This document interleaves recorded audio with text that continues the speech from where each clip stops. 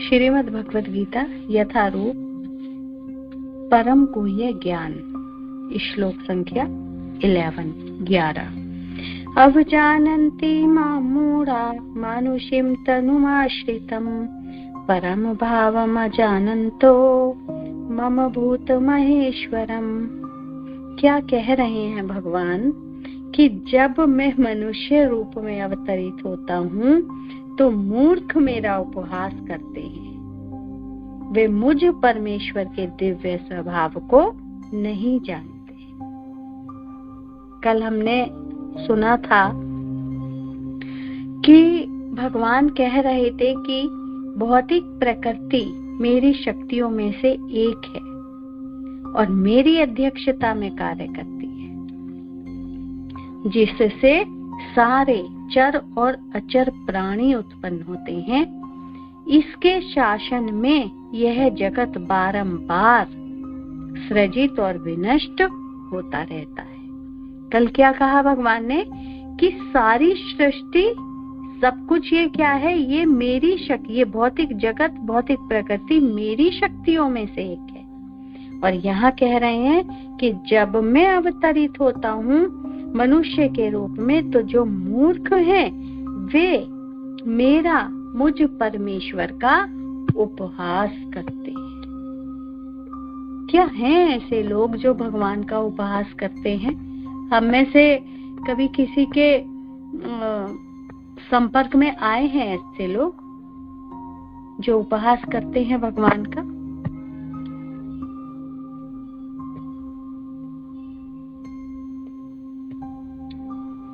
करते हैं, लेकिन बहुत से लोग हैं करते हैं उपहास।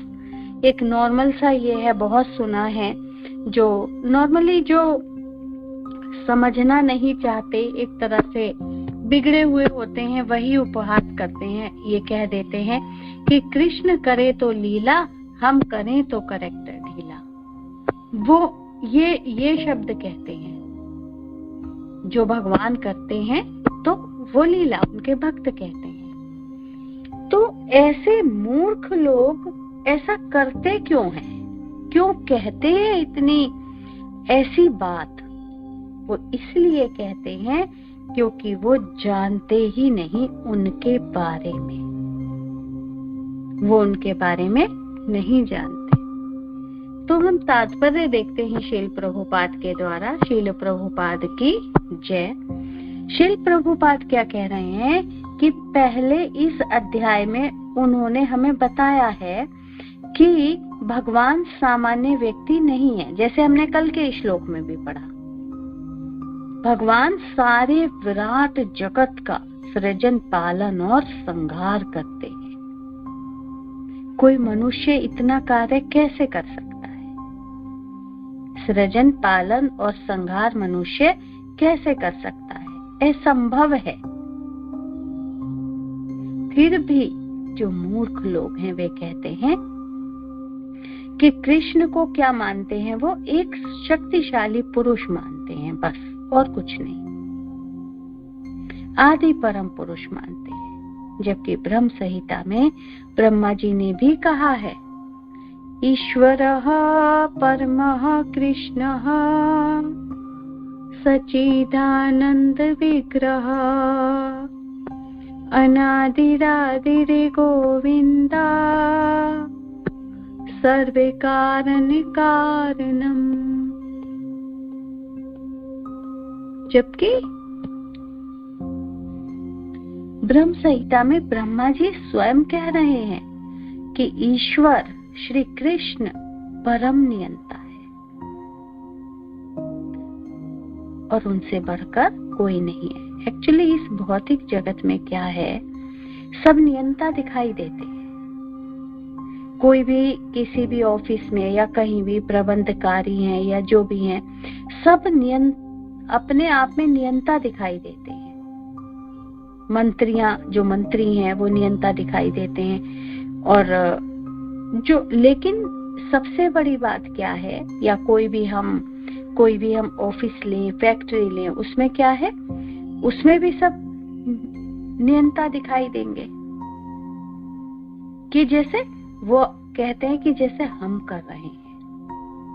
लेकिन एक्चुअली में क्या होता है, एक के ऊपर एक नियंत्रक है, एक के ऊपर एक नियंत्रक है।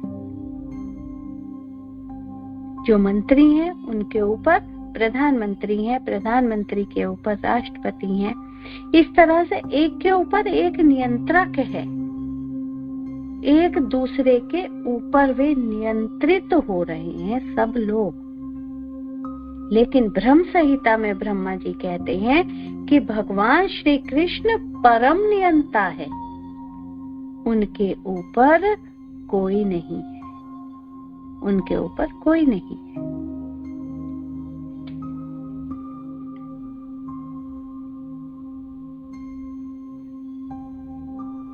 कृष्ण के ऊपर कोई नहीं, उनके जैसा कोई नहीं। और ये जो भौतिक जगत है, इसमें हम यही देखते हैं कि एक के ऊपर एक नियंत्रक है। तो भगवान श्री कृष्ण परम नियंता है। उनका जो शरीर है, यहाँ पर भगवान कह रहे हैं कि जब मैं मनुष्य रूप में अवतरित होता हूँ, मनुष्य रूप में अवतरित अवश्य हुए हैं भगवान, लेकिन उनका शरीर कैसा है? सत चित आनंद का बना हुआ। सत मीन्स सत्य, चित मीन्स ज्ञान, और आनंद, आनंद घन भगवान श्री कृष्ण। उनका शरीर सतचित आनंद का बना हुआ है। और वो कैसा है? वो भौतिक नहीं है। कृष्ण का शरीर सतचित आनंद, सचिदानंद, सचिदानंद रूप है। उनका सचिदानंद रूप है। वे सामान्य व्यक्ति नहीं है, ना ही वे हम जैसे सामान्य बालक की तरह से जन्म लेते हैं। वो तो प्रकट होते हैं चतुर्भुज रूप में। लेकिन जो मूर्ख है, जो उनका उपहास करते हैं, वो ये सब जानने का प्रयास ही नहीं करते, नहीं करते ये प्रयास जानने का।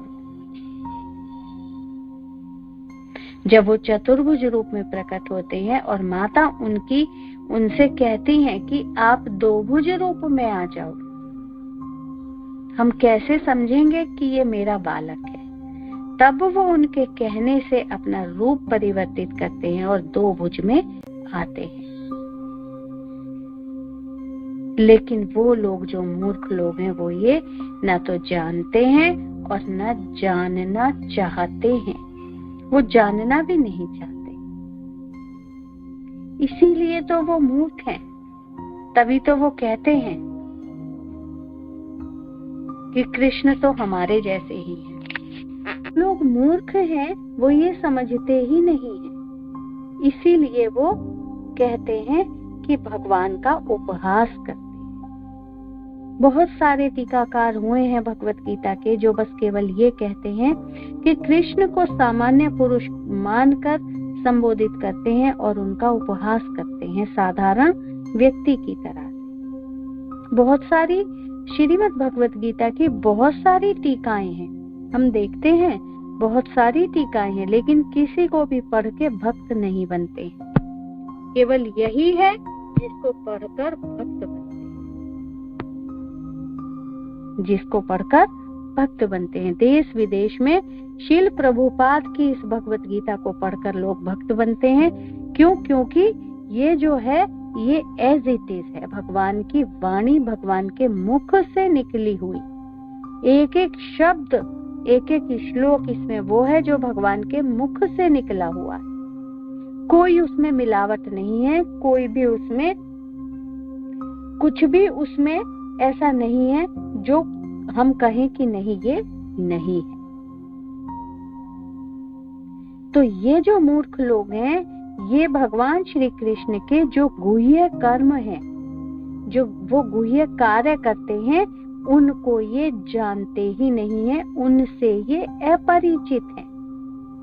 वे नहीं जानते कि भगवान श्री कृष्ण क्या है, उनका शरीर क्या है? पूर्ण ज्ञान और आनंद का प्रतीक। वे सबके स्वामी हैं, उनके ऊपर कोई नहीं है। यदि वो ही है जो मुक्ति प्रदान करने वाले, केवल वही है जो मुक्ति प्रदान करते हैं। और कितने उनके दिव्य गुण हैं, हम पढ़ेंगे आगे आने वाले अध्यायों में। वो जानते ही नहीं कि भगवान श्री कृष्ण के दिव्य गुण कितने, इसीलिए वे उनका उपहास करते हैं। ये जो मूर्ख हैं, ये भगवान को नहीं जानते कि भगवान अपनी अंतरंगा शक्ति से प्रकट हुए हैं। और ये भौतिक जगत क्या है? भौतिक जगत उनकी माया है, माया स्वरूप है। ये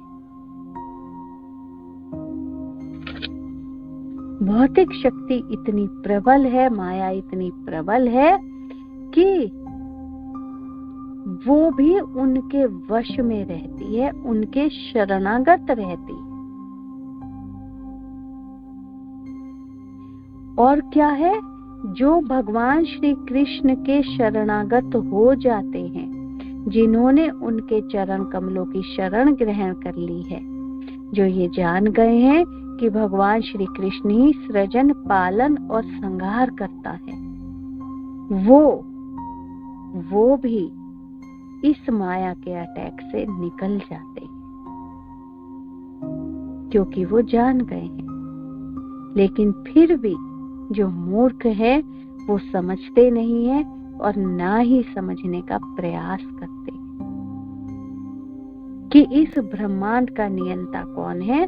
इस ब्रह्मांड का नियंता तो श्री कृष्ण है,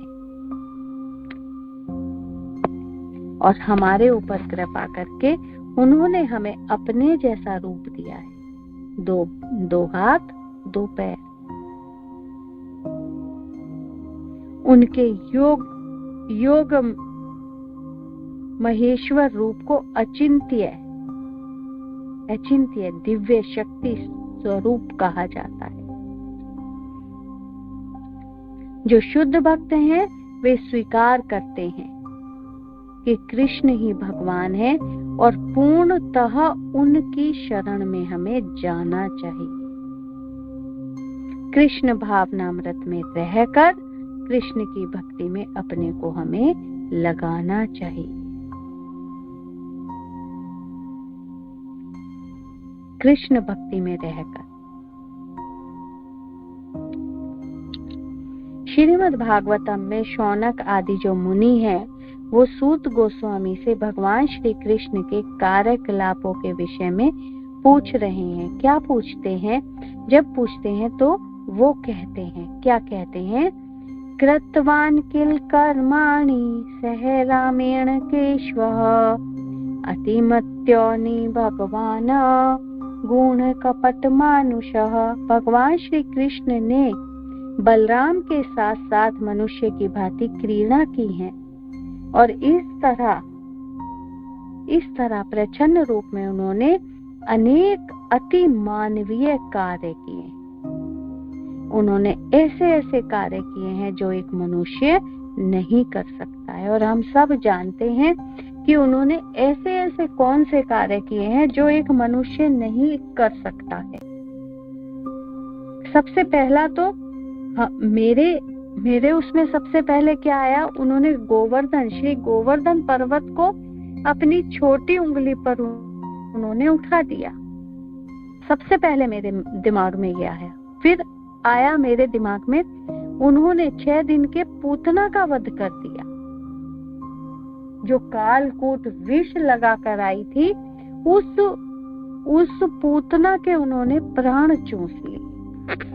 आप लोग बताइए, आपके दिमाग में कोई ऐसा कार्य आता है जो कोई मनुष्य नहीं कर सकता, लेकिन कृष्ण कर सकते हैं? एक तरफ तो भगवान, हम तो डेली दामोदर अष्टकम गा रहे हैं, एक तरफ तो वो आंखें मल के रो रहे हैं, डर रहे हैं और भाग रहे हैं। रुदंतम मुहुर नेत्र युग्मम रेजंतम कराम्भोजयुग्मेन शातङ्क नेत्रम् मुहुश्वासिकं पात्रीरेखककण्ठा स्थिते ग्रेव दामोदरम भक्तिवदम। रो रहे हैं सिसकियां ले लेकर, उनके ऊपर की श्वास ऊपर, नीचे की नीचे, और गले में उनके रेखाएं पड़ गई हैं, डर रहे हैं। और दूसरा के कुबेर के पुत्र जो वृक्ष बन के आंगन में खड़े हुए हैं, उनका उद्धार कर रहे हैं, उनको गिरा रहे हैं। कुबेरात्मजौ बद्ध मूर्त्य व्यधत त्वया मोचितौ भक्ति भाजौ कृतौ च तथा प्रेम भक्तिं स कामे प्रयच्छ न मोक्षे ग्रहो में अस्ति दामोदरेहा। कुबेर के दोनों पुत्रों का केवल उन्होंने उद्धार ही नहीं किया, उनको भक्ति भी प्रदान की। तो कौन कर सकता है? लेकिन मूर्ख जो हैं वो इसीलिए नहीं समझ पाते क्योंकि वो समझने का प्रयास नहीं करते। और अपने आप तो वो कैसे समझेंगे? हम कोई अपने आप थोड़ी ना समझे, हमने प्रयास किया सुनने का तो हम समझ पाए।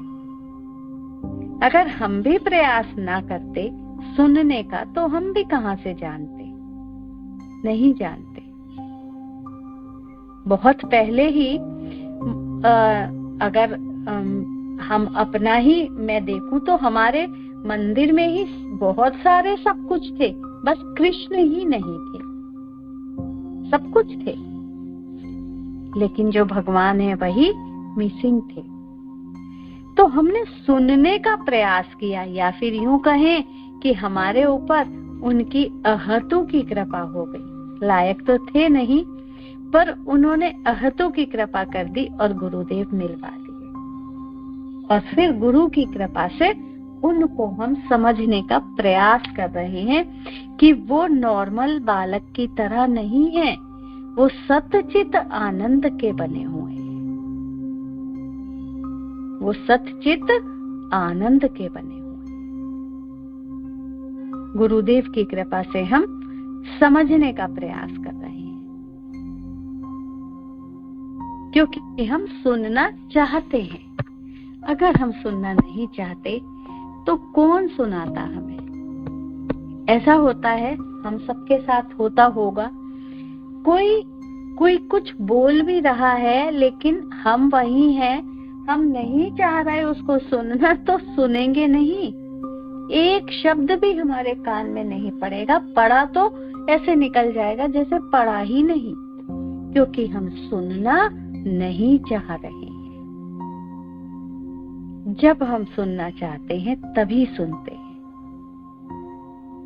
जब नहीं सुनना चाहते चाहे सब कोई कहेंगे कि सुन लो सुन लो सुन लो, नहीं सुनेंगे, नहीं सुनेंगे।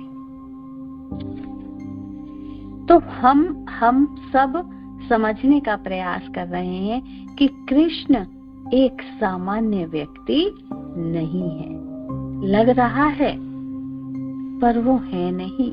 भगवान भगवत गीता में कहते हैं, अहम सर्वेषु भूतेषु भूतात्म व्यवस्थितः सदा परमेश्वर। परमेश्वर क्या है? ये बड़ा सुंदर पॉइंट है, ये किसी के दिमाग में नहीं आया, शिल प्रभुपाद दे रहे हैं। अहम सर्वेषु भूतेषु भूतात्म व्यवस्थितः, सदा परमेश्वर सब जीवों के अंदर विद्यमान है। हम सबके अंदर, मेरी आत्मा और परमात्मा दोनों वही तो हैं, वही तो बैठे हैं, और कौन बैठा हुआ है? लेकिन जो ये नहीं जानते वो उनका उपहास करते हैं और वो जानने का प्रयास नहीं करते।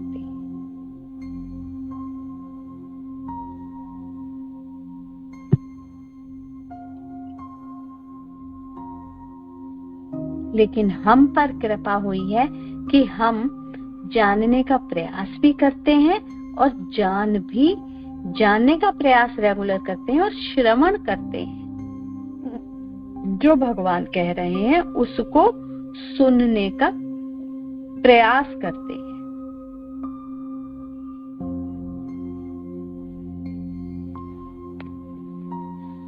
ऐसे अनेक निर्विशेषवादी व्यक्ति हैं जो मूर्ति पूजा का उपहास करते हैं, हम सब जानते हैं। वे क्या कहते हैं कि जब तुम्हारा भगवान चारों तरफ है तो फिर मंदिर पूजा तक ही तुमने क्यों सीमित रखा हुआ है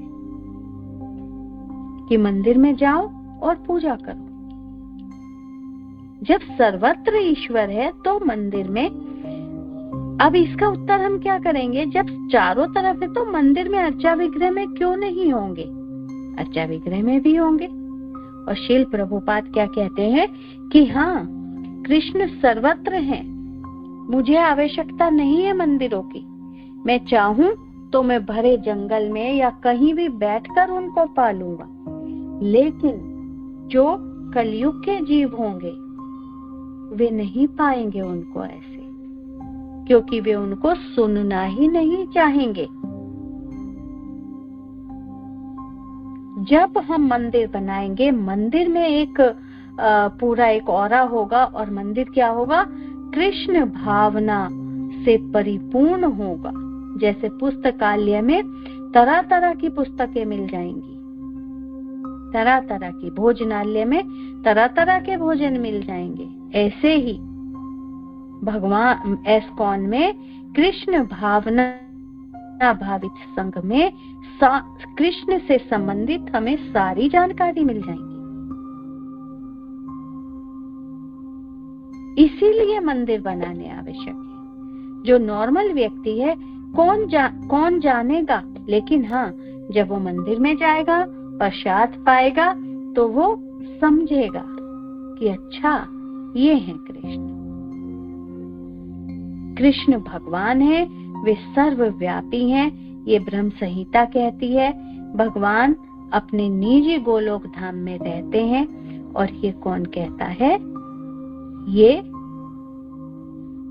हम पढ़ते हैं और ये हमें हमारे गुरु बताते हैं, शास्त्र बताते हैं, ब्रह्म संहिता बताती है कि कृष्ण अपने निजी धाम गोलोक वृंदावन में रहते हैं। ये भगवत गीता में भगवान बताते हैं कि उनका धाम कैसा है। न तद्भास्यते सूर्यो न शशांको न पावका यद गत्वा न निवर्तन्ते तद धाम परमम मम। उनका धाम कैसा है भगवान बताते हैं स्वयं भगवत गीता में, ब्रह्म संहिता में ब्रह्मा जी बताते हैं। और हमें क्या प्रमाण चाहिए? लेकिन जो मूर्ख लोग हैं वे समझने का प्रयास नहीं करते हैं, न वो जानना चाहते हैं, न जानने का प्रयास करते हैं।